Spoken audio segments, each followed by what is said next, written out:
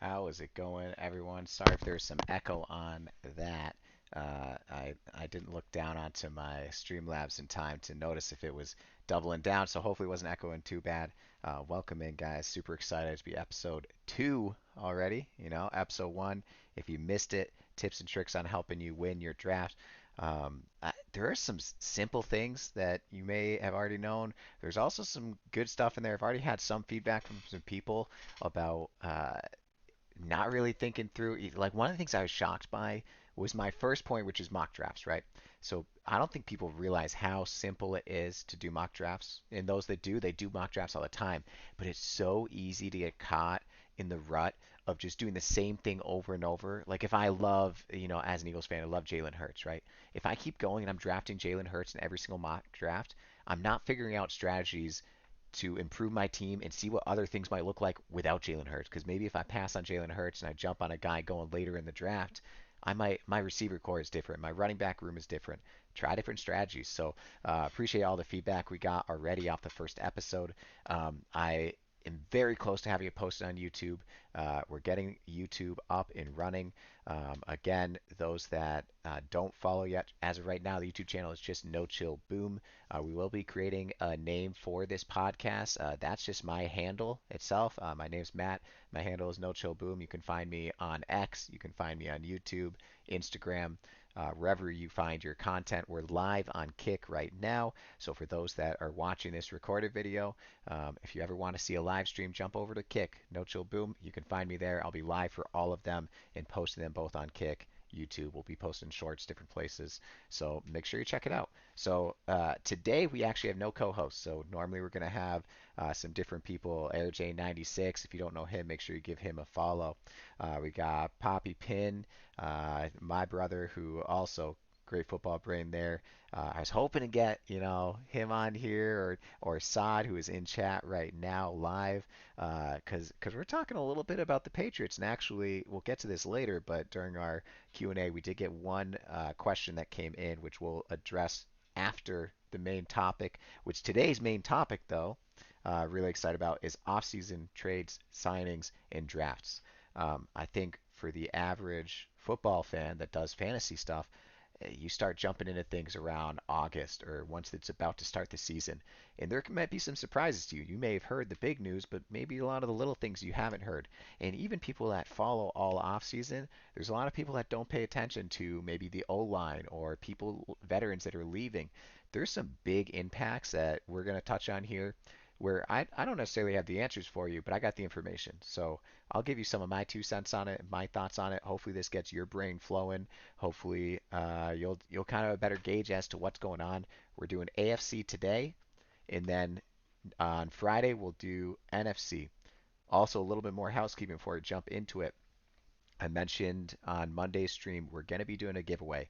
On Friday, I'll have the details figured out for the giveaway and how we're going to be running it, and I think we'll run for about a week where you can get an entry in. We're going to be giving away this awesome ranking spreadsheet that I put together.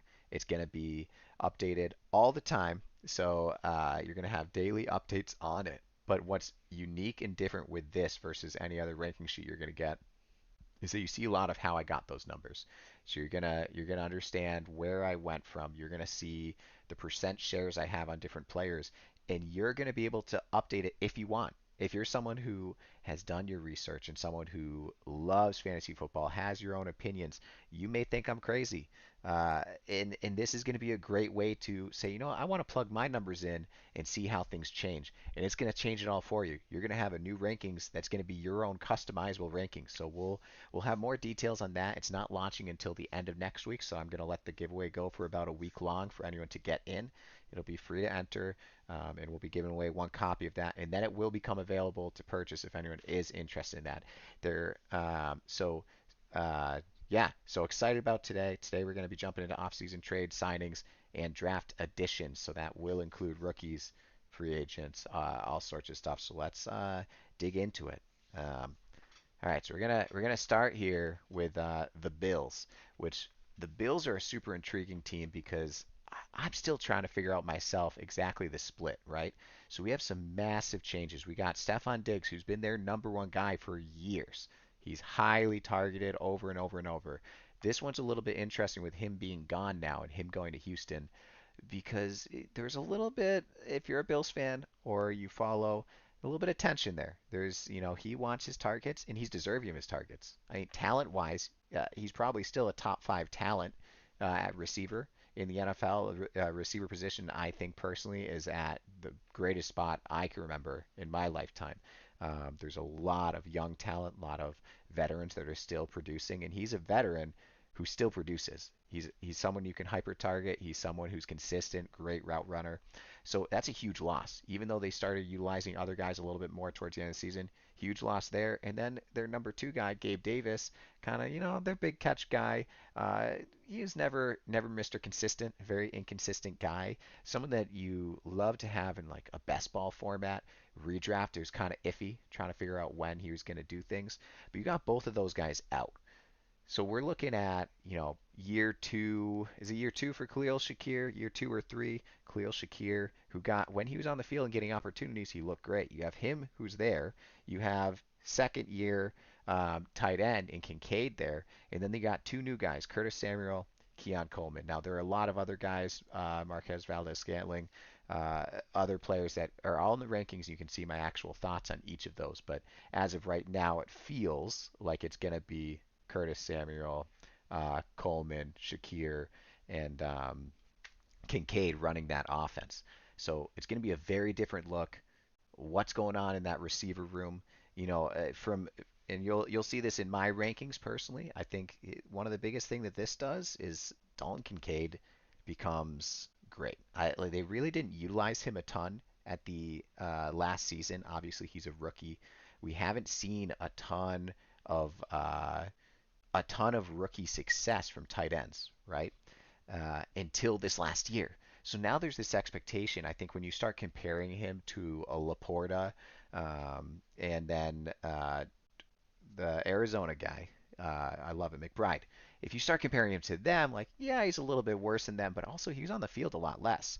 He wasn't utilized to have their same production. When you look at talent and route running, I mean, he's an incredible route runner. Incredible. He's basically a receiver. He's a receiver at tight end, just like that Laporta, McBride, those guys. It's a different style of tight end.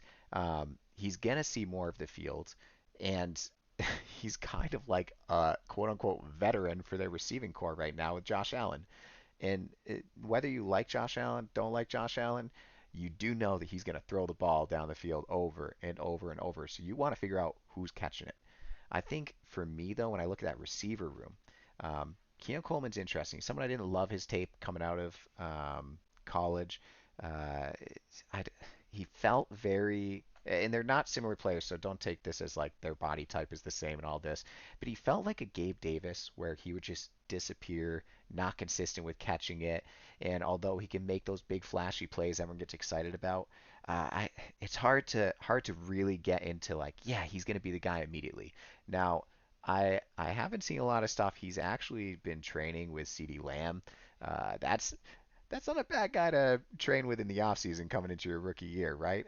You want people like that. So he's putting in the work. If you've watched any of his interviews, it's hard not to love him. I'm someone who did not like him coming into the draft, and I am excited whenever I see something new posted from him because he is a character. He's funny. He's gonna fit right into Buffalo. Buffalo fans love him already. If you didn't hear the stuff with like the bracelet that the kid made, the Buffalo fan, and he sent it to Coleman, and then during the photos, he was wearing them for the photos that are going to be used throughout the whole. Like, that's the type of shit that you want to see from your receiver. I. He's coming into this culture, right? Now the problem though is, will he actually be able to succeed? Can he do it at the NFL level? I don't know. It's a lot of question marks. I think the guy that we've seen succeed though in this is Curtis Samuel, and there's a lot of kind of question marks. And if you're drafting Curtis Samuel, it doesn't feel great. He hasn't played many full seasons. He's constantly been injured. But also like look at where he was. He was in Washington. What QBs do they have during his time there? Like not a lot. Not a lot of good targets. And when he was on the field, he was a good playable week in and week out guy. I think some people forget, early on last season, the season before, like he was, right around that like 15 to 20 pretty much on a weekly basis. He's had a lot of success. And now I did not pull up his numbers before, so I'd have to, verify where exactly he was. But he was someone I know I played in fantasy and loved it. And that was without Josh Allen throwing the ball. I think if he stays healthy, he might be the receiver to have, especially at his current ADP. For those who don't know ADP, average draft position. So if I'm targeting someone in a redraft format, probably going more Curtis Samuel. Although I do like Shakir, I think he's the most talented of that receiver room. I don't know how much they're going to give him over the veteran, and I think the biggest winner is Kincaid. The only unfortunate thing is that everyone in the fantasy world believes that Kincaid is the biggest winner. So when it comes to his actual draft stock, it's kind of gone through the roof. He is being drafted as a top three, I think, if I were to guess, ADP wise, top 3 or 4 tight end, which I do think he'll finish around there. I think he's going to be safe week in, week out. But he's someone that's going to benefit from that. And Saab brought up a good point too. The running backs. Cook is someone who he did well in the passing game, and he was a little bit underutilized, and he also could be a benefitor of all of these targets being gone. There is a lot of vacant targets, and if you're in PPR, half PPR, you want those running backs that are going to get more opportunities in the passing game. Those stats will help you significantly boost your running backs. Now, there's a lot of people that don't believe in Cook. They brought in multiple running backs this offseason. No one that is really contending with Cook. Like he's a great running back. I love how he runs. I have somebody that are selling him hard right now. I don't think that. I actually am more on the buy train than the sell train right now. I'm into Cook. I think he also benefits from this. So we're gonna jump over next team. We're gonna just go down through the divisions, but we're gonna jump over to the Dolphins. Dolphins have some interesting additions here. They brought in OBJ. So we're talking about an old man who he didn't do a lot in his last 3 seasons. I mean, dating even back, the last time we really saw a super effective OBJ was when he was with the Rams, when they won the Super Bowl. He was fantastic. He was very good until he got injured in that game. He honestly was the MVP in my mind going through the first half of the Super Bowl. So it's hard to know what he's bringing to the table, but what I love about the addition of him, especially for best ball drafts, I think that's where I found myself taking him, is he kind of complements the play style of Waddle and Hill. So I would never feel comfortable with him week to week playing. If you're in a really deep league and you have, bye weeks and you put him in a flex, maybe there's going to be some opportunity. But he's someone that you can take with the last pick in the draft and maybe have someone that he could get some more consistent targets. And my biggest concern with him is how long it took when I was rewatching his tape to actually get open. And you look at the offense that gets the ball out faster than any other team because of their speed. And one other big thing was they lost Robert Hunt, one of their guards, this offseason too. So they didn't have the greatest offensive line, and they lost a guy. They didn't really do a lot in addition to their O line. And another thing is Tua's lost weight, which it was intentional. It was not an accidental thing from what I've heard. But it's very interesting to see what that's going to do because if you have a slightly less offensive line, they already were getting pressure through, and Tua is great at getting out early. That's his biggest strength is how quickly he can release that and get that ball out. But that benefits those fast guys, those guys that are beating you on the line, like the Tyreek Hill and Waddle. Those guys, it benefits them a lot. OBJ is going to, develop, and as the play breaks down, he's also a veteran who can continue. I was watching a Ravens game this last week where the play was fully falling apart, and the one guy that actually continued to create space and ended up making a big play to get the first down was OBJ. So there's some stuff in there just having the extra veteran that could be helpful, but I don't think there's a ton of implications. It's not going to take away from Waddle. It's not going to take away from Hill. They're going to get theirs. The addition that I think makes a little bit more of an impact is Jonnu Smith. So for those that don't know, tight end he's been over at Patriots at Atlanta. He's kind of bounced around a little bit, but he was actually the 12th in tight end efficiency last year. So very efficient guy. He is a veteran. He's been around the league, and their other tight end, Smythe, like you don't really see much from him. Uh, Jonah has a really big opportunity here. I think he's the one that has the biggest jump in the offense and maybe taking some shares away. And in drafts, last I looked, his ADP is low. I don't have his exact ADP, and unfortunately, I don't got a stats guy that can just look it up for me. Wish I looked it up before the stream, but look at his ADP, look at where he's going, because I bet he's a guy that you can take at the very end of your draft, have maybe second tight end, and if he breaks out, and I don't see how he's not the number one target at the tight end position for the Dolphins on a team that could be throwing for 4,300 yards this season, 4,400. Like you could have some crazy yardage on this offense still as long as Tua is healthy and that O line isn't falling apart. Jonas Smith might be a really good steal. So again, like the concern aspect, we got Robert Hunt gone. It'll be interesting to see if they try and add some veteran who's not signed before the season starts. I don't think they have enough depth there. So if they have injuries, we're gonna see some issues, and we saw some of that as the season went on last year.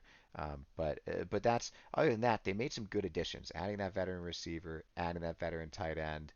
Like yeah, Jonu is tight end 25 right now on ADP. That's great. That means you can get him at the end of the draft pretty much anywhere, unless you're in a multiple tight end league with tight end premium. He's basically going undrafted. You probably pick him up on free agency after week one. But those are the type of guys you want to sit on in the draft. You're going to want to look for those guys. You want to sit on that guy with your last pick. Obviously, tight end typically isn't the most flashy position to sit on multiple. I do a lot of one tight end, and if they get injured, I flex them. But depending on the depth of your league and how it's structured, it could be a good addition to look at. We're going to jump over to the Patriots, which um, the Patriots are a really interesting situation. You got new coach, new QB, new receiver room, really. And their other guys are young anyways. You got an addition of Antonio Gibson. So like receivers, we got Javon Baker, who is the later pick of the two, but real explosive downfield guy. You got Polk, who's got elite hands. He was drafted early. Really good opportunity to be their number one this year right away. I mean, you got Douglas who was there last year and some other guys, but a lot of opportunity for Polk. But Gibson's an interesting one too for me because I was listening to a podcast the other day, and unfortunately I don't remember who it was. It was probably the Fantasy Footballers. If you haven't checked them out, really love their content.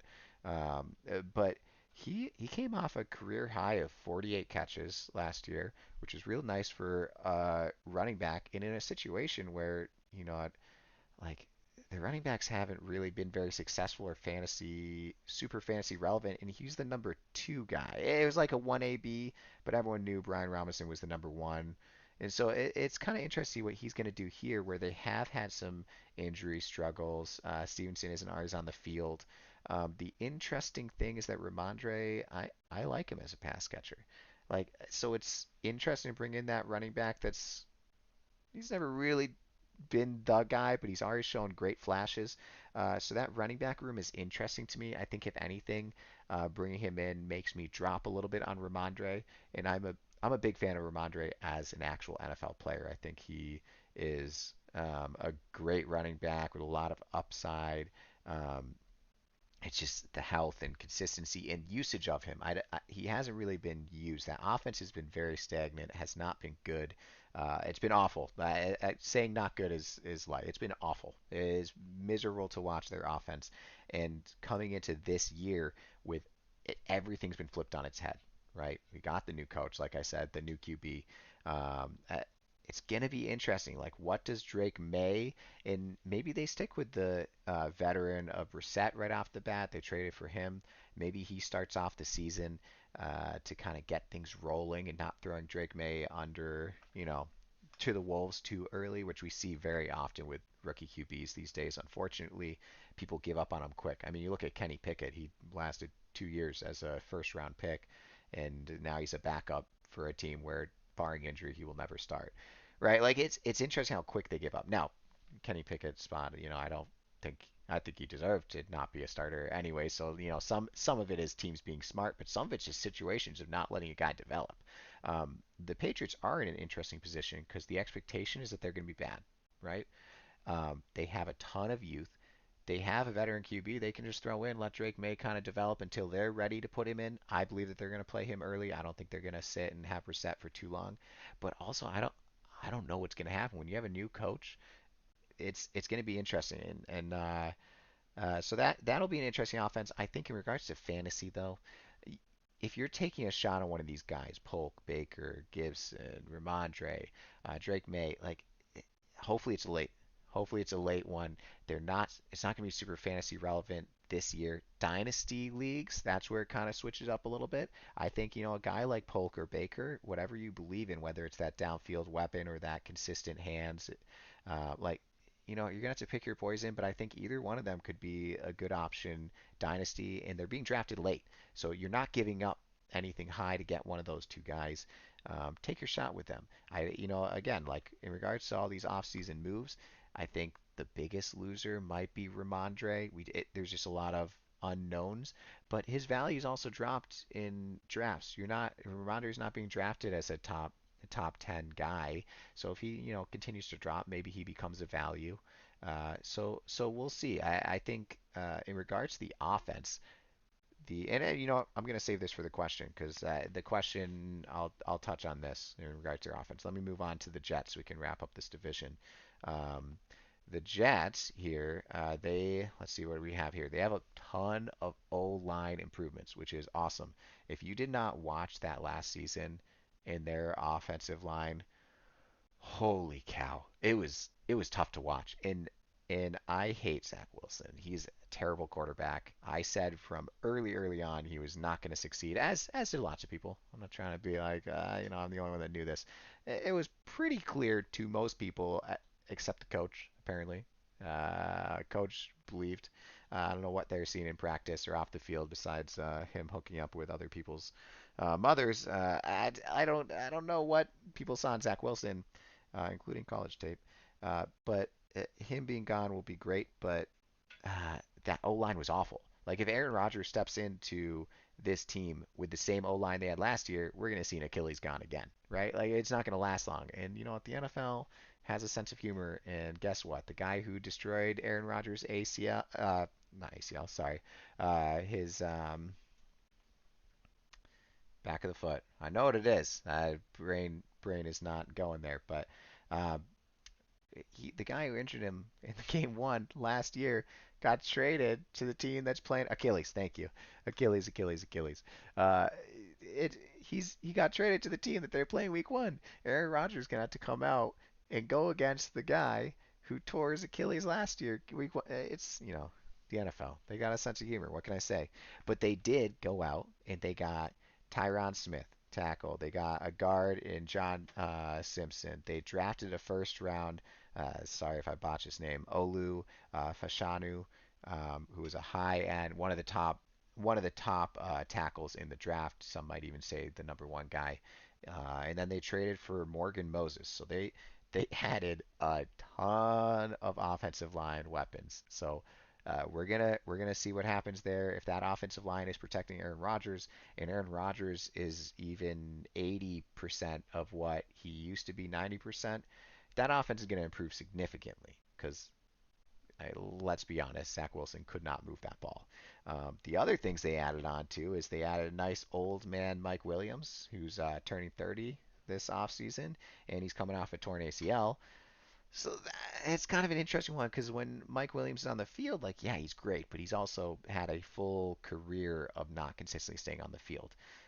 But it's something that they needed. They needed another receiver, and so then they also went out and drafted a guy in Malachi Corley, who's big yards after catch monster. So, which is great because Garrett Wilson is one of those guys that he creates separation. He's great at the catch, great at contested catch, but he's not really a yards after catch type of guy. Obviously, we'll see a difference in that. That could just be a little bit of perception um, because of what he was dealing with. And when Zach Wilson's throwing you into two guys smashing you in the face as soon as you're touching the ball, yeah, of course you're not going to be good after the catch like with your yards. So it'll be interesting to see. But they did add in Malachi. They did bring in Mike Williams. I don't think that's major improvements, but they needed receivers. So they did something. The biggest thing was the O line. They did that. So it just comes down to a question of, do you believe that Aaron Rodgers actually recovered in that crazy short amount of time and is good to go? I mean, at this point, it'll be a year by the time the first game starts. Um, but it'll be interesting if he's healthy and playing well. You know, Garrett Wilson is an absolute stud of a receiver. Even with a terrible QB, he did a lot. Um, I think that's a huge win. And the offensive line here, talk about the run game. The run game is a huge win. So Brees Hall, if y'all didn't follow Brees Hall last season, there was one game in specifically, I believe it was against Washington in Week 16, roughly around Week 16 against Washington. Uh, the Washington knew Brees Hall was getting the ball every single play, whether it was handing him the ball or dumping off to him, and he still just dominated them, absolutely destroyed them, went off. He's someone that is so good. He kind of reminds me of a Bell. He's very patient, but then when he goes, he's explosive. He's a great pass catcher. He's someone that I am all in on. As much as like McCaffrey is the number one running back for fantasy until I see any sign of regression, which I have not seen a single bit of old man in McCaffrey. Um, Eventually it'll happen, but I don't know. Like him and Bijan and Brees, I actually wouldn't be shocked if any one of them ended up as the number one.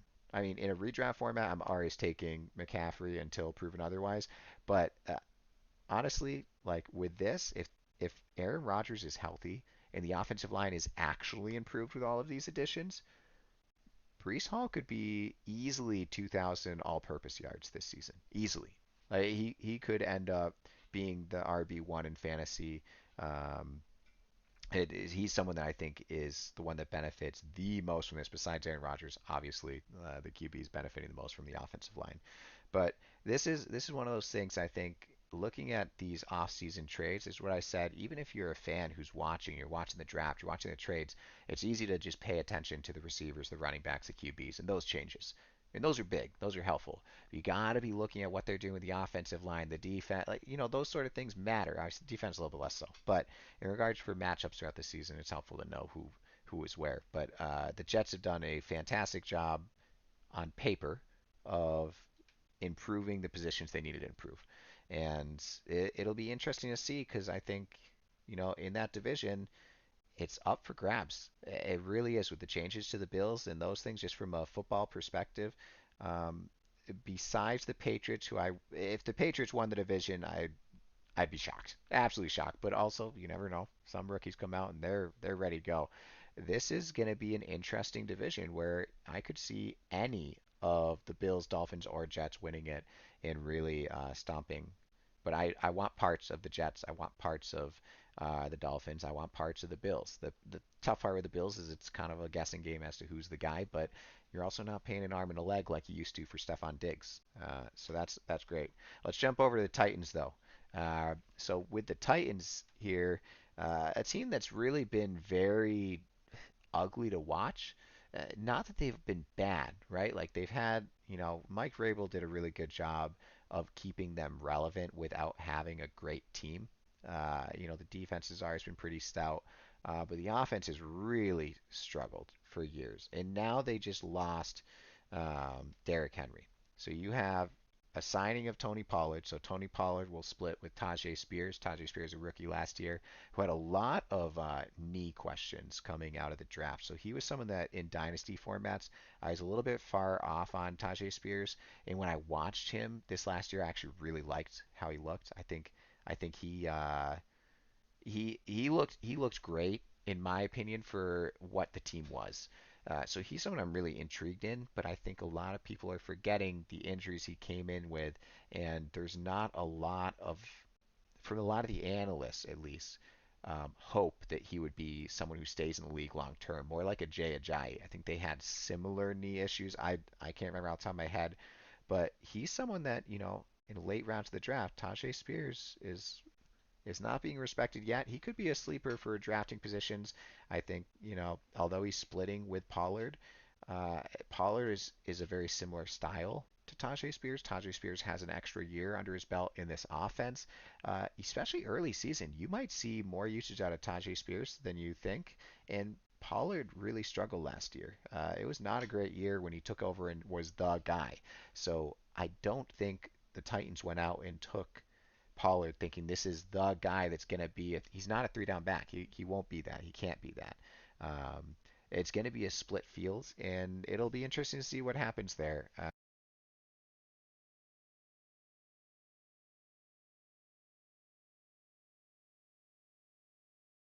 My headset decided it thought it wasn't being used and turned itself off, so that was unfortunate. Some other additions though, first round pick J.C. Latham, that was someone who just skyrocketed off the draft boards. He was projected to be a second round pick, started flying up the charts and ended up, where did they take him? Top eight? They were around seven, eight, somewhere in that range. Uh, Really great tackle. It's going to be a much needed addition to that line. They signed Tyler Boyd and Calvin Ridley. Now this team has been for the last 2 years at least. I mean, I know they made a big move in getting Hopkins, but an old Hopkins and not adding anything else, like it helped, but they really haven't fully invested besides taking just random flyers on some receivers in the draft um, to do anything since they let go of AJ Brown. Since they traded him to the Eagles, it's really been a really tough receiving room to watch. Now, you got Will Levis, who's the QB, and we haven't seen enough from him. Bananarama, what he's going to do. He showed some flashes, but he also shows a lot of he's just not that guy. We don't know. They haven't had a supporting cast, so this year they actually have a supporting cast. You got two running backs, you got three pretty decent receivers between Hopkins, Ridley, Boyd, and then you have some supporting cast of some younger guys that are developing. You got Burks, who he looks good when he's healthy. For the most part, he disappears a lot, but when you don't have QBs, it's hard to know if that's him or if that's the QBs.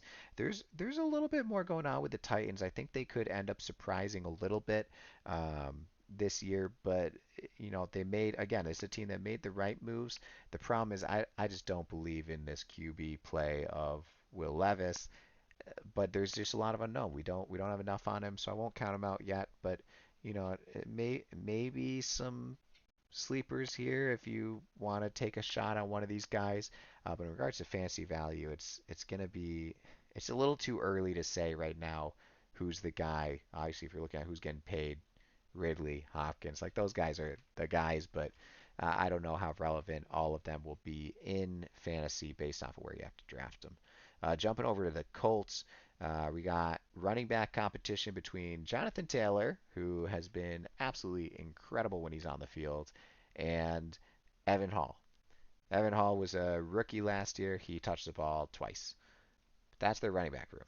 Uh, it's kind of a no-brainer to me that Jonathan Taylor is about to have an enormous year. Not only is he one of the more talented running backs in the NFL, but with running QBs, we've seen this before. Like you look at RG3 and some other, like those running QBs paired with a good back, it typically helps take some of that pressure off of Jonathan Taylor. Now, if Anthony Richardson is terrible at QB and can't throw it on the field, well, they're just stacking the box because between the two of them running, we'll see. But Jonathan Taylor, when he was flipping between different QBs like Wentz and Matt Ryan, what was this 2 years ago? Um, he was still good. He was efficient. He was when he was healthy. That is. He's had some injury stuff over the last couple of years, but he's someone that I think by not adding running backs, his value has gone up. He's going to be someone that I want on my team.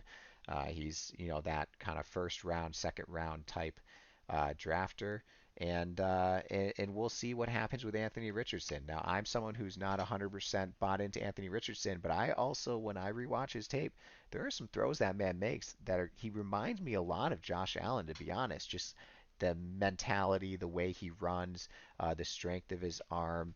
And it's hard to kind of compare QBs, and I don't typically love to do it, but when I think about someone that I doubted when they first came into the league that has similar archetype I think Anthony Richardson is someone that could, prove a lot of haters wrong and get things done. They also added in Adonai Mitchell. So you got a quick guy that gets down the field, and Adonai Mitchell, the biggest concerns for him were kind of off the field type concerns, or somebody said like quitting on plays. So that'll be interesting to see. Obviously, you never want to see someone that's quitting on plays. I saw that with Nelson Aguilar at the Eagles, consistently quit on plays. A bunch of those, bums on the the receiving core 2 years, 3 years ago for the Eagles. It's the most frustrating thing ever. Now, when I actually watch what he does, though, he's a great player. He's supposed to be forecast in the first round. He drops it second. They get a steal in regards to the talent. So if they believe that he's not going to be a problem off the field, he's not going to be a problem quitting on plays, those sort of things, and he's out there, they have a good young receiver room. They got a good star running back and a young QB, and we'll see what happens. I actually personally have the Colts as one of my biggest sleeper teams this year. And that's without even fully believing in Anthony Richardson. But I think they're going to be a sneaky playoff team this year that you're not going to want to go up against round one. Obviously, still a lot of time till the season starts. 99 days to be exact. So be ready for kickoff in 99 days. Jumping over to the next team, the Texans. I only have two major updates. Obviously, like the running back switch with Joe Mixon and Singletary being gone. Joe Mixon is set up to be a workhorse. What we saw with Dameon Pierce last year was horrendous. Potentially the worst running back out of all the ones and twos between teams. He was really bad. But what I want to remind people is his rookie year. His rookie year, he was incredible. He was one of the best running backs that year in regards to efficiency in what he did. Now, he struggled with injuries this last season, and when he came back, he was averaging 3 yards a carry. So clearly something was still bothering him. I'm willing to give him grace. I think that there's still hope for Pierce. I shouldn't say still hope. He's in his going into his third year now. I think we're going to see a different side than what we saw last year, but I don't know if we'll see what we saw year one as a rookie. It's a question mark, right? It's a great offense, but you see Joe Mixon, and Joe Mixon can be a three down back if he needs to be a three down back. He's great. He's been good. He's a good pass catcher, good runner. Absolutely love Joe Mixon for redraft. Big fan. Dynasty, he's 27. I think he turns 28 during the season. Uh, he's a little bit older. Like I don't know for dynasty, and don't get me wrong, I've tried to trade for him in a dynasty league, but at the right value. Um, yeah, we'll see what he does there. It depends on what you're looking for in a dynasty league, but Joe Mixon is set up to have a great year now, and if he proves it this year, I think we'll continue to see another year or two of success with him. But I love that addition. And then Stefon Diggs. Now, this one is super intriguing because if you look at their receiving room, and I don't have it pulled up directly in front of me, but I look at that room and I'm like, they have so many guys. They have so many receivers, and then they add on Stefon Diggs. Now, they have a lot of youth. They have a lot of guys that had success last year. We'll see if that success continues, but it's hard to see why not unless Stroud takes a massive step back, which can happen. Year two QBs do typically regress a little bit. Um, you hope they don't. You hope that they take that next leap. But with how much success he had, I think we need to tamper expectations for year two a little bit. The problem though is like he has a great coach and he's only gotten better weapons, so you should still see that success from Stroud. But Stefon Diggs, I love it from a NFL standpoint. I think a lot of the talk with Stefon Diggs and his, off the field crap is, I think a lot of it is BS. There's definitely validity to it. There's a lot of divas that are receivers, um, but I think when the goings are good, you would hear all the praise for Diggs and what he did for the team and what he did off the field. I think as someone who lives in Buffalo, I'm not a Bills fan, but as someone who lives in Buffalo, like he's involved in the community. He's out there. He's doing things. He's doing things with local banks. He's doing things with the kids. Like he's actually a good guy. I think it's easy to flip the competitive aspect because he's a competitor. He wants to win. Of course, he's pissed when he doesn't win. I'm pissed when I don't win. I mean, I'm less pissed now. I mean, I'm not playing at a professional level, but if my career is winning, and I'm not winning, especially when it matters, right? Like he's been in Buffalo on a team that should be winning the Super Bowl. Like they're a team that should have made it to the Super Bowl at least once, maybe not win, made it to the Super Bowl at least once in that time, and they fall short to the Chiefs year over year over year over year, and then the Bengals. Like eh, I'd be pissed off too.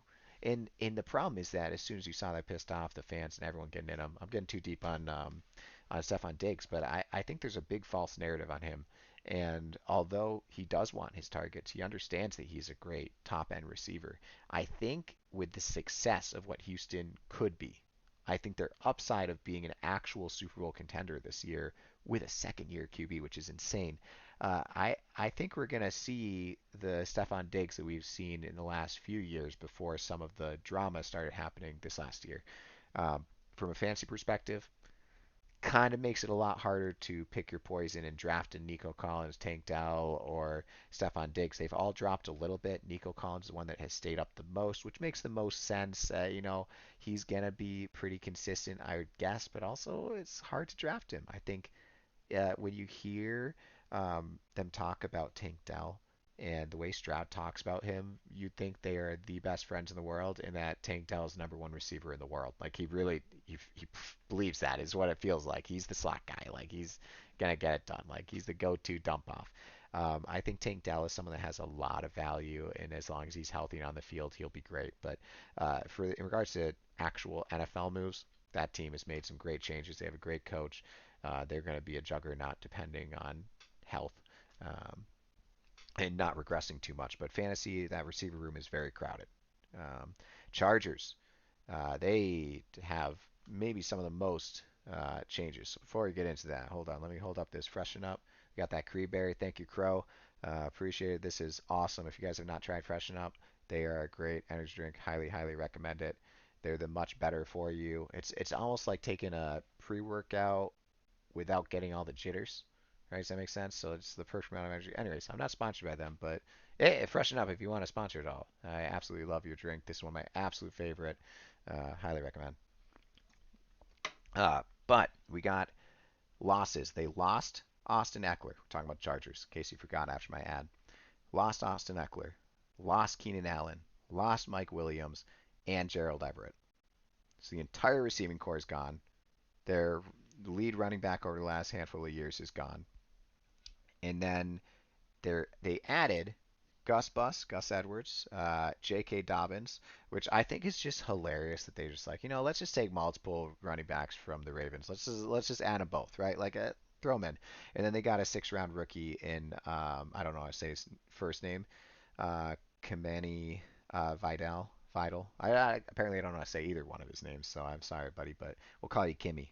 Kimmy, who I think for fantasy purposes he's not relevant this year. Maybe on Dynasty you can sit on him because of some of the age and injuries. JK's young, but he's had so many serious injuries that we don't know if he'll ever come back and play football. When he plays football, he's phenomenal, but when you lose the knees as much as he has and the injuries he's had, it's tough to have any hope in him ever coming back. Gus Bus was absolutely electric to watch on the Ravens because he'd come in when they got that goal line, taking it for the touchdown. I think he had 15 touchdowns, something like that last year. Unbelievable.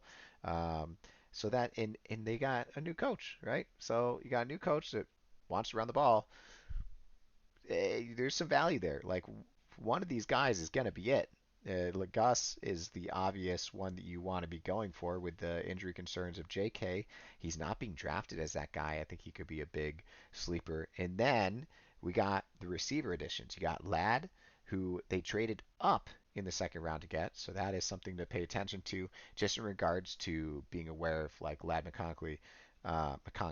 Um, he in college this last year was top 5 in receiver efficiency. So if you're looking at kind of the breakdown of some of these guys, he was very efficient. He was a good receiver. Now, I am very Ladd was kind of right in the middle for me. Like fine with him. I'm not overly hyped about him, not like mad about him, but being put in a situation where he could potentially be the number one to a great QB, and what we're seeing as a completely new offense that it'll be interesting to see is kind of exciting. He's not being drafted as a guy that you have to pay a lot for as of right now, I think that's going to change a lot as we see more of the preseason stuff. His price may go up or down depending on what's being used. The interesting one to me that I love this edition is DJ Chark. Now, I think if you looked at DJ Chark a few years ago, you think back like 2 or 3 years, um, he was looking like he was going to be a next breakout receiver. He looked good, and he's dealt with injuries and been in bad situations team wise. And now he's added, and is very not many people talk about him. He's being undrafted in pretty much every fantasy league, maybe last round pick. If I'm taking a shot and don't want to pay. I think right now where Lad is being drafted, he's a good value. Like he's a good pick at that point. I'm not dissing that at all.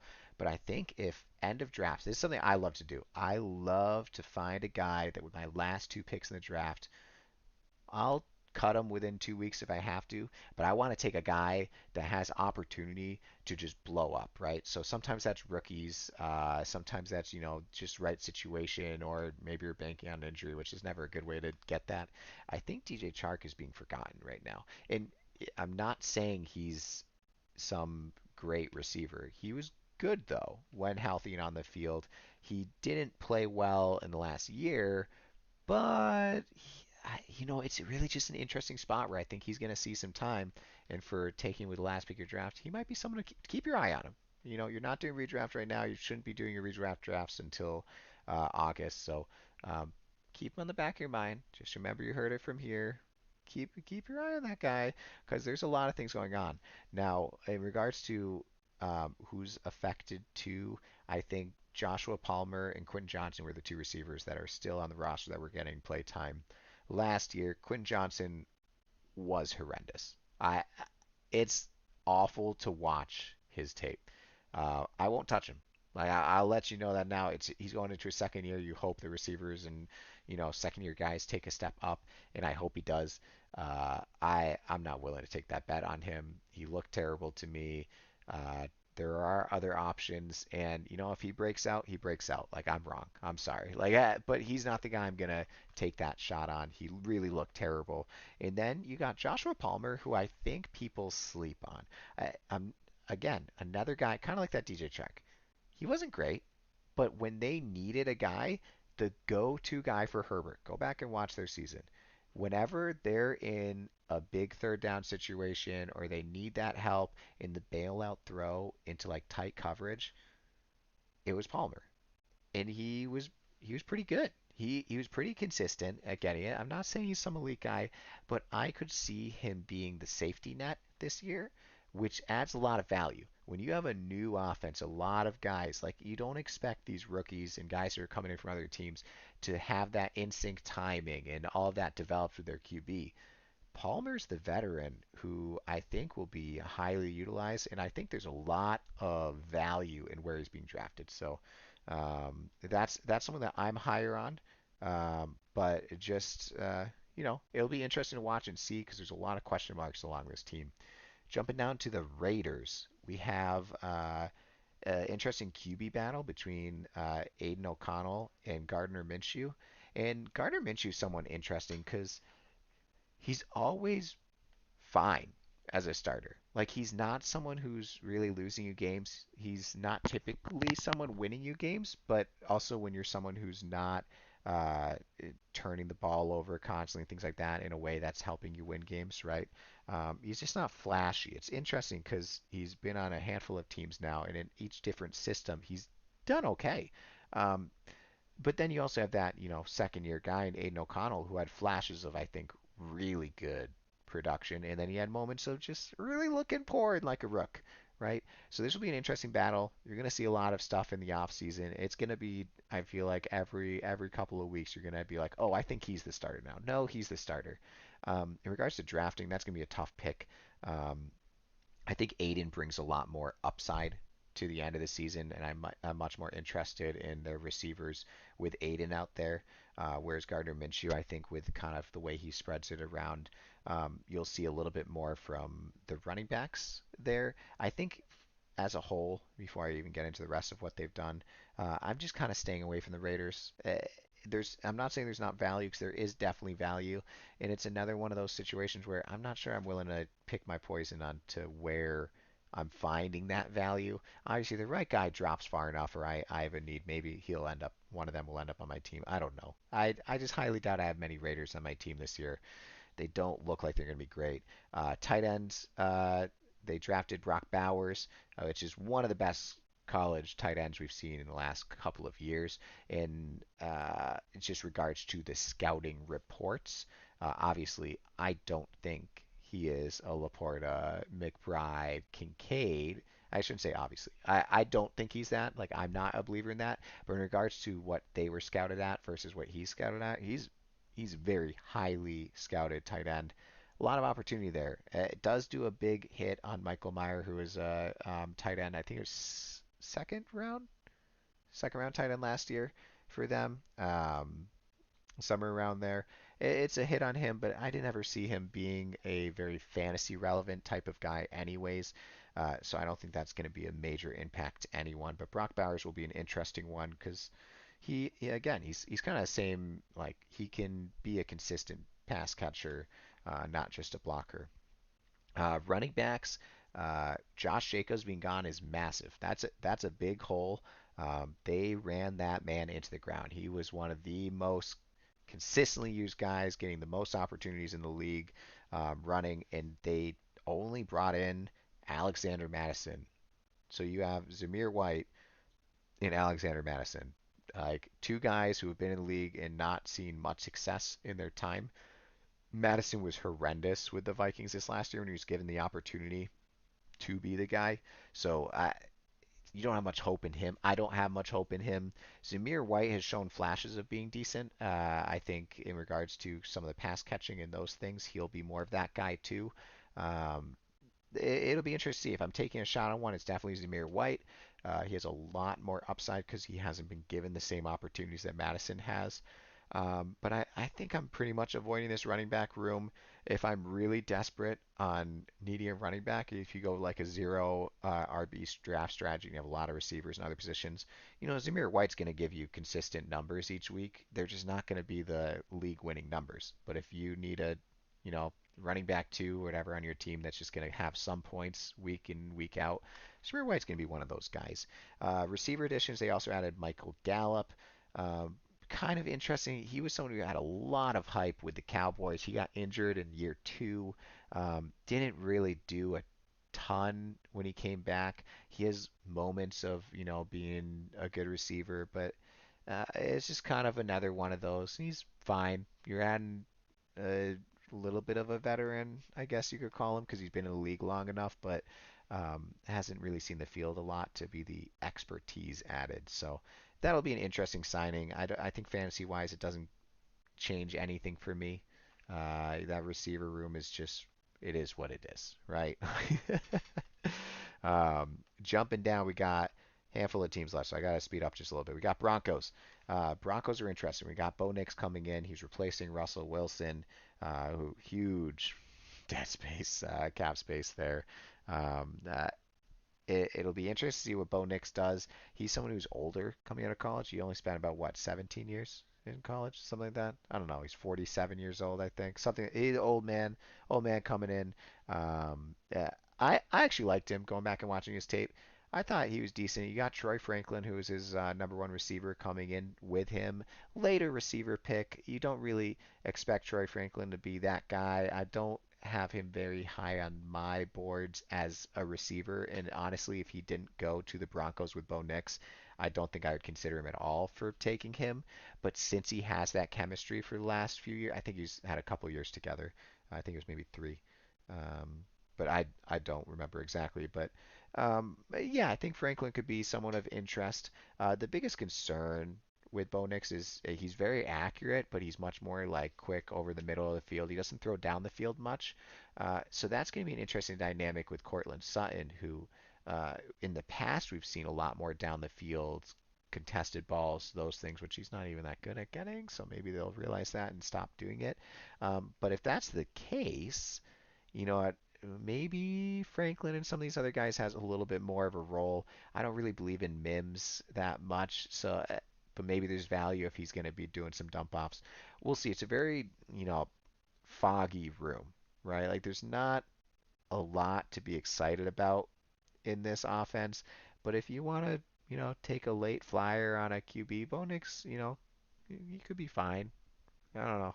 Eh, maybe don't take a flyer on him. I think in Dynasty, I might take a flyer because you just don't know what he can bring. But again, he's a little bit older. Just remember that when you're drafting. Don't draft him as if he's 22, 23 years old. He's 24, turning 25 soon, I think. So yeah, Broncos are another team, kind of like the Raiders. I don't really want any part of them. Like, you know what? They might have some success, and I'll miss out on that. But even Javonte Williams, I don't know if I really want a part of him. I really liked him coming out of college. Um, with the injuries, he hasn't looked the same, and I don't believe in the offense being in positions to score enough to make it worth taking him. Obviously, ADP is a factor though. Like depending on how late you are in the draft and your team build, maybe he's the type of guy that you end up taking because you need a little bit of maybe a consistent guy. I don't know. It's a tough offense to look at right now. We'll see things shake up as we get closer to the season. Chiefs. They added a first round pick, which they traded up for, in Xavier Worthy. We know the Chiefs love fast guys. And this is the fastest of the fast guys according to the combine, right? Like, is he faster than Tyreek Hill? Who knows? But uh, he's fast, real fast. So you got Xavier Worthy coming in. He had a lot of success in college. Now, the thing that I think is always hilarious is that first video at rookie camp, and he drops a pass. Like he's a easy, easy pass. Like one that I throw with Liam. Like Liam catches that pass 50% of the time. Like he drops it. Social media is like bust, done. Now, I don't fully believe he's ever going to be a big great player, but best ball formats, honestly anyone that Mahomes is throwing to, I want to figure out who the guy is, right? Like you want that. There's all the questions with Rashee Rice, like what is he gonna have 8 weeks? Is he gonna get any suspension? Is he gonna like he's gonna get suspended? But like how many games? I think it's about 8 if I were to put my guess on it right now. Well, who knows though? We'll see what ends up happening there. They added Marquise Brown, who has 4 straight seasons of 100 plus targets. But if you look at his targets last year and what he did, uh, I'm not really impressed. I had him in my dynasty too. I liked the prospect when he was back with the Ravens. I thought he had a lot of potential. So when you went over to the Cardinals and you'd have Kyler Murray, who I know he missed most of last season or chunk of last season, I was excited about him. He didn't look good, so I moved on him. I already got rid of him in Dynasty. Actually, in one of my leagues where I needed a QB, I traded him for Bo Nix, just straight up, 1 for 1, and it didn't feel great, but it also I don't really see him ever being great. He's on I believe it's just a 1 year deal, 1 year prove it deal, and I could easily see the Chiefs just use him a little bit, move off of him. Redraft, he definitely has his value, definitely has his spot, especially if Rashid gets any time off, which I expect him to have significant time. He kind of steps up as that guy, right? They don't have a lot of good receiver depth there, so it'll be interesting between him and Xavier Worthy because all those other guys like Watson, are you going to take Watson? It's not a flashy move, but he's been there. There's just some other spots. Honestly, the biggest winner in the receiver room is Kelsey as soon as he's out. So if you're still holding on to Marquise Brown in Dynasty or Keeper leagues and you want to try and trade him, wait till the news comes out. Wait till they figure out the suspension, which honestly they delay everything. It's going to be August before we hear, I bet.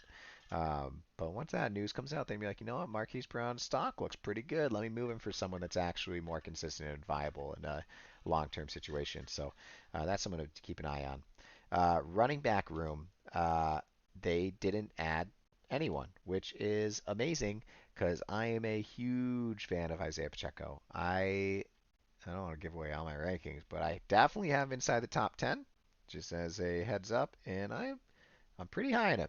I'll leave it at that. I'm high on him, and that was I was high on him before the draft happened, and then when they don't add anyone, they have Keontae Ingram and Clyde Edwards-Helaire. I've seen enough of Clyde to be like, dude, just get out of here. You're not good. You're not that guy. So big winner and nothing being added is Isaiah Pacheco.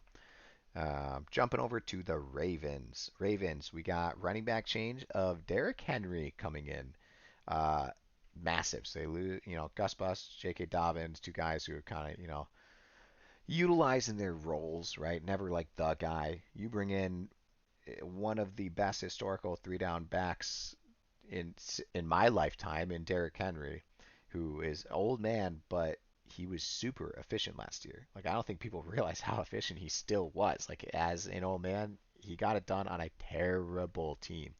You're moving to one of the best teams that loves to run the ball with a running QB. I mean, Derrick Henry could be insane. Derrick Henry could be absolutely insane this year. I mean, the line for touchdowns alone, I think, is at like 10 and a half, 10 and a half, 11 and a half, something like that. Like sports betting lines. And I honestly look at him like, I think I want the over. Like, I think I want that over on a 10 and a half line, right? Like, even 11 and a half. I probably still take the over. It'll be interesting to see.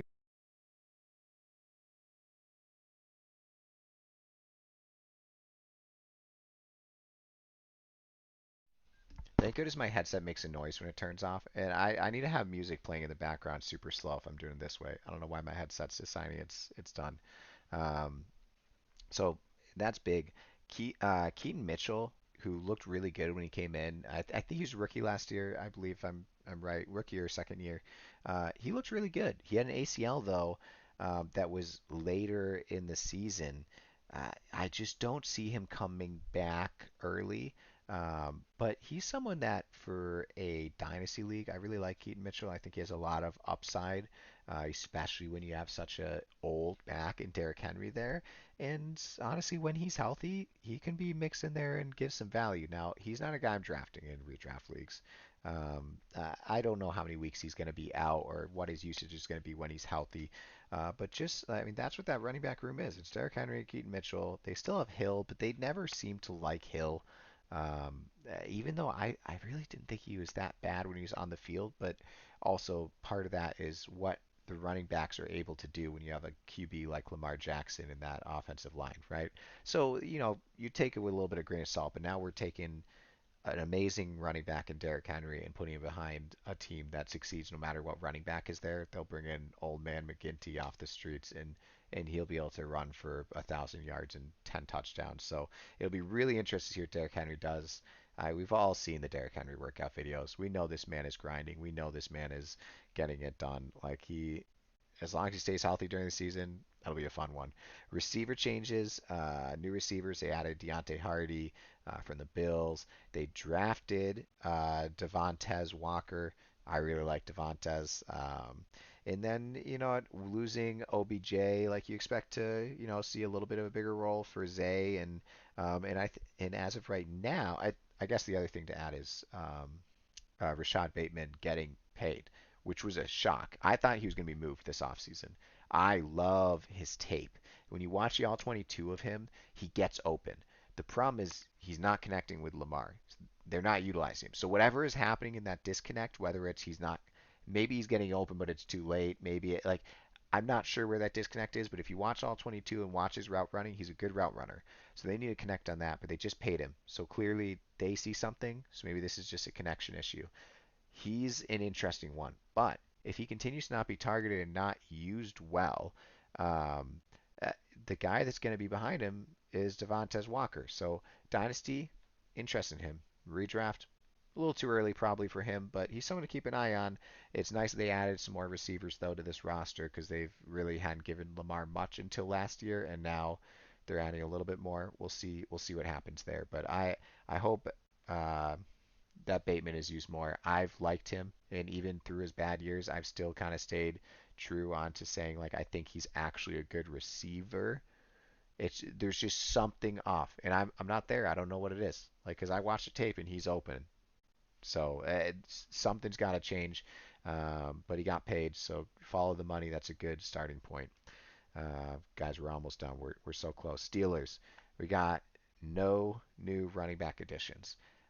I'm not a fan of Najee Harris. I like Jalen Ward a lot. Warren, I think he plays well. He's a good player.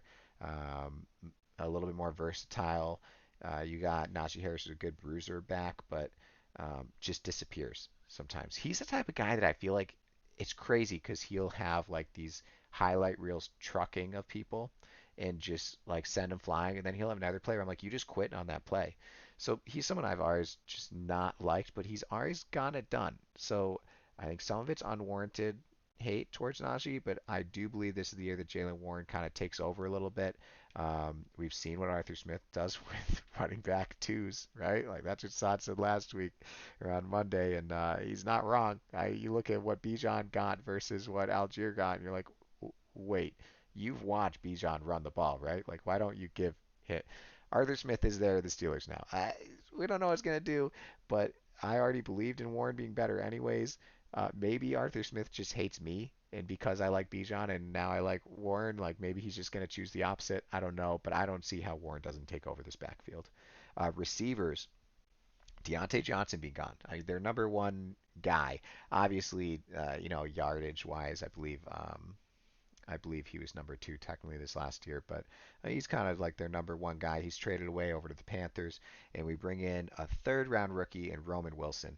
And Roman Wilson, a lot of the experts talk about him as one of the most NFL ready receivers for kind of those mid rounds, not like the top three or top three, right? Like those guys are phenomenal. But he's an interesting one because they don't have a lot of receiver depth. So he's going to see a lot of usage this year.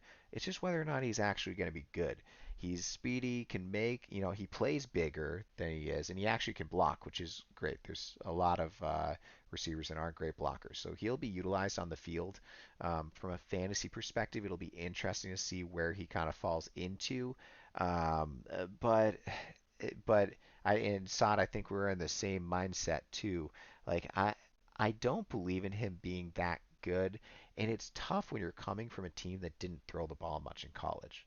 Like he's coming from a place where although he was the guy, like he didn't get as many opportunities and that he could have. So I feel like we just don't know enough about him for a guy that went to a big school that we should know more for. And he's never someone that's jumping off as like he's the guy.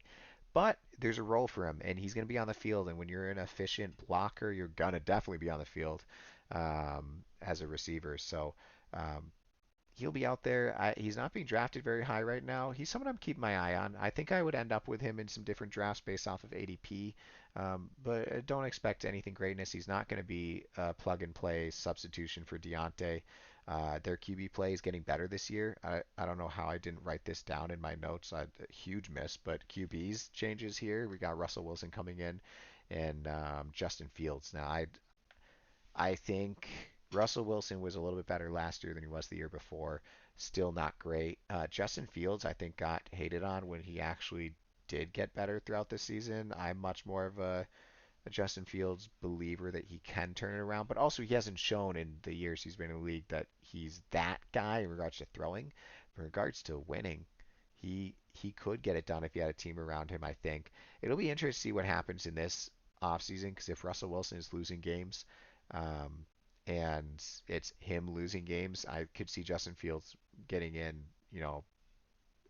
6 to 8 weeks and then being the starter. So I don't think I'd draft either of those two QBs in regards to fantasy, but it'll be interesting to watch. If it's Russell, though, I could see, I think George Pickens benefits a ton from Russell, whereas Roman would benefit more from Fields being on the field. But we'll see what happens there.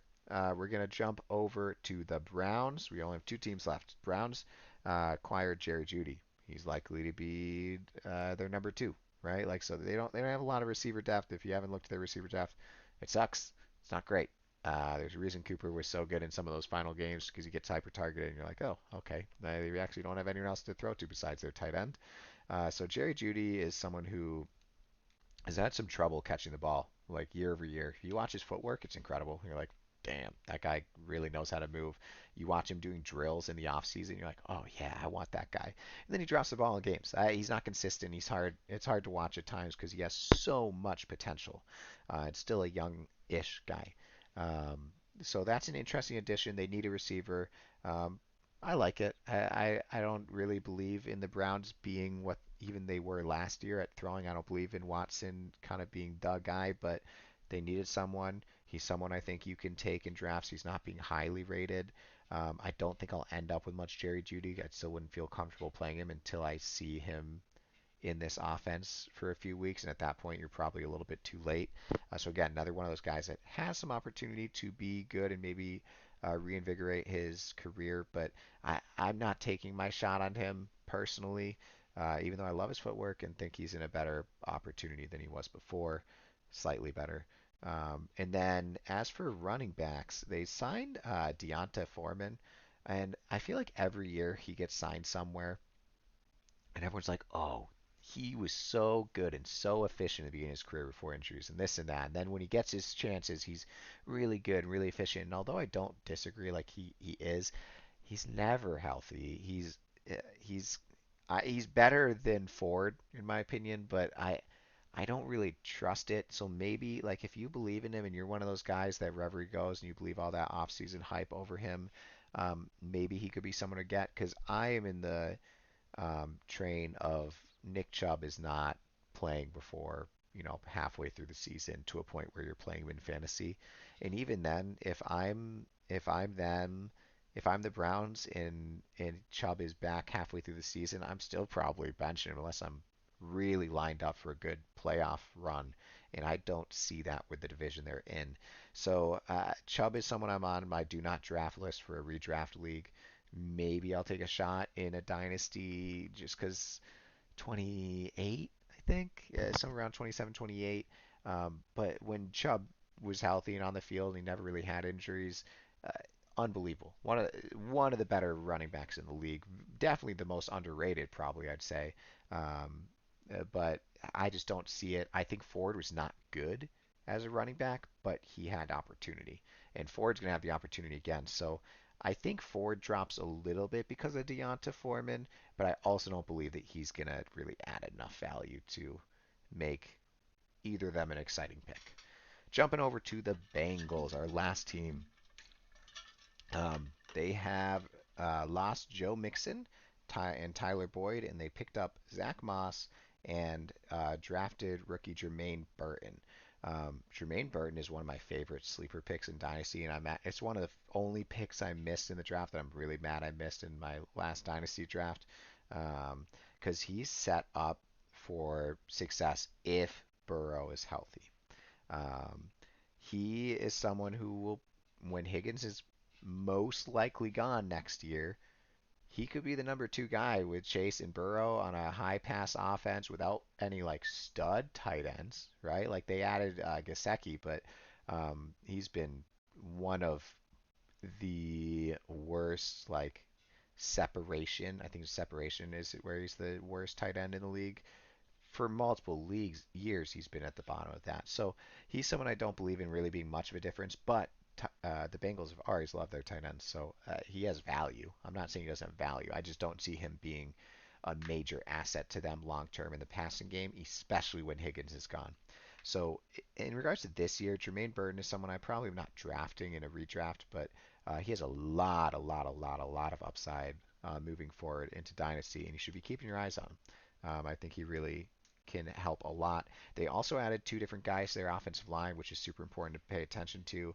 You got Mims, who is a rookie, and then they added veteran Trent Brown. So they added more offensive line. Their offensive line improved a ton over the last 2 years in general. Obviously, when there's injuries and some of those health issues, we saw them fall off a little bit. Um, but but we'll see there. Offensive line looks like it's improved. The running back room definitely takes a little bit of step back with Moss versus Mixon. But Moss had a very efficient year last year with the Colts in the absence of wow, Taylor. It'll be interesting to see. I think he could be very fantasy relevant. He's not being drafted as a top guy.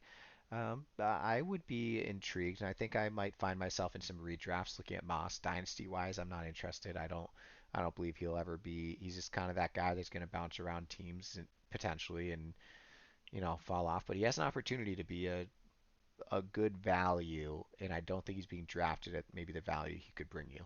So he's someone that you can kind of look at. So guys, that's my quick sum up version of AFC offseason moves. Obviously, there are other moves. I think, as this stream and podcast is much more for redraft as of right now, we're not doing our dynasty episode yet. I left out some of the other guys that are rookies that shouldn't be super relevant this year, but there are other like people that were added on. I did not touch on defenses, but we don't really talk defense on this. Although I love defense, so if you ever want to personally talk defense with me, go for it. All for it. But I did get one question, which I'll be really quick with because I already know I'm over time. But from Doc Veritas in Albany, he said, "What can we expect from the Patriots head coach in the changes there? What do we think we're going to see for like play calling and the culture of the team?" And I think that's a great question because you look at a team that went through the same head coach for I don't know how long Bill was there, but Bill was there a long time and known as like the GOAT of coaches or one of the best of all time. So you're looking at that, but he had a very old school system. So this is a this is a big change, and it's happening at a great time because they also have such a drastic change in the offense in general. New QB, receivers, like everything is flipping on its head. I think it's just a little bit it's going to be chaotic from a fantasy standpoint to try and gauge what they're doing, but timing wise, the expectation is nothing, right? It's like their expectation is to be terrible. Like everyone is assuming that they'll have a bad year. They have a lot of rookies. And so I think this is a really good opportunity to come out and kind of surprise some people, and you can surprise some people while still having a bad record, just by seeing some success here and there, showing glimpses of hope. You know what? I don't think we're not going to see the same team at all as we have in the past. And for any Patriots fans out there, you're hoping you're not seeing the same team you did for the last 2 years, because especially last year's painful. It was tough to watch. Um, but I think there should be some hope, right? It's time for the culture to change. It's a time where you're bringing in these new guys. I'll be really intrigued to see what they do, and I wish I had better answers as to what to expect for them. But I think if you think you have the answers as to who's the guy, who's going to do what, their success levels. Good for you. I got nothing. You're a gambling man more than I am. But great question. It'll be interesting to see what the Patriots do, and I think although they aren't going to be very relevant for fantasy this year, maybe with the exception of one or two guys, um, it'll be interesting to see from a dynasty perspective and a NFL perspective over the next couple of years what these changes are, because they've had the same coach for so long. So it's a massive changes there, massive. Um, if you guys want to tune in, our next episode will be on Friday, and we are going to get back to our normal time. I know I said it's going to be 1 p.m. I shouldn't even say normal because both our streams have been 2 p.m. Uh, the goal is 1 p.m. Eastern Standard Time. Try and keep it to an hour. Obviously, there's a lot of stuff with these off-season moves, so we might end up having this one and next one is close to that 115, 120 like today was. But appreciate you guys hanging out. Make sure you're subscribing, checking us out both on Kick is where we're live. We're posting them on YouTube. I was in the process of posting before this started on Monday's episode, so hopefully by today or tomorrow I'll have Monday's episode and today's episode posted on our YouTube channel, which is currently just No Chill Boom. You can find me on X, which is a great spot to see if we're changing our time for the live stream, or if you have questions and want them answered on the stream. We're going to be looking to do a question or two every stream, and normally we'll have someone else here. It won't just be me talking at you. I don't know if it's better or worse that it was just me, because this stream could have been 2 hours easily if we had people kind of debating things. So maybe it worked out that we only had one. But appreciate everyone hanging out, and we'll see you on Friday. Catch you later.